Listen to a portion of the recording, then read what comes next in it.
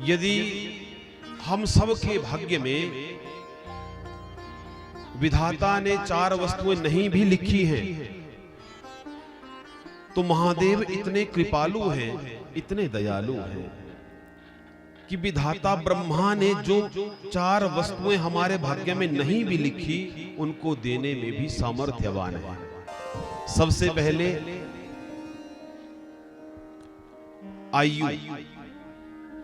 किसी की कुंडली में यदि आयु पूर्ण हो रही है, किसी को मारकेस बना है, तो ऐसा व्यक्ति यदि समय रहते ही महादेव की शरणागति प्राप्त करे तो निश्चित रूप से वह व्यक्ति दीर्घायु बन जाता है।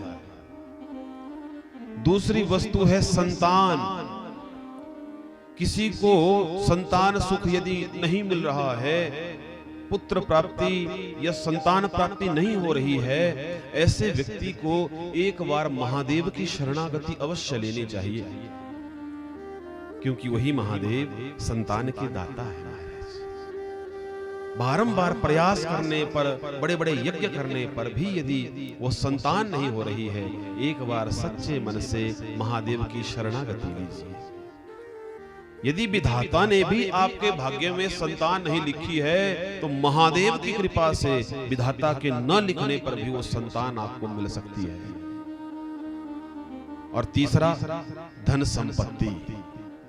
बहुत अधिक प्रयास करने पर भी यदि आप धन नहीं जुटा पा रहे हैं, आप उन्नति नहीं कर पा रहे हैं, तो आपको एक बार शंकर भगवान की शरण में जाना चाहिए, तो महादेव आपको धन संपत्ति भी देंगे।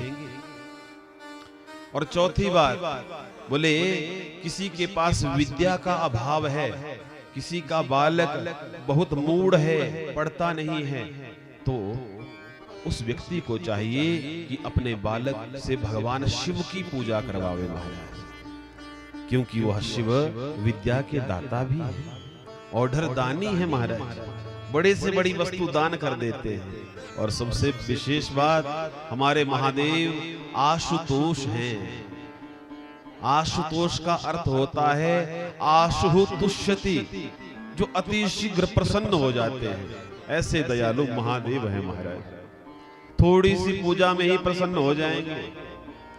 और देवताओं को प्रसन्न करने के लिए विविध प्रकार की सामग्री चाहिए होती है, ना जाने कौन कौन सी वस्तुएं, पर हमारे महादेव इतने भोले हैं कि कोई भक्त प्रेम से यदि बिल्लो पत्थर ही चढ़ा दे उल्टा सीधा जैसे मर्जी करके, तो उसी में रीझ जाते हैं महाराज, और उस भक्त की मनोकामनाएं पूर्ण कर देते हैं।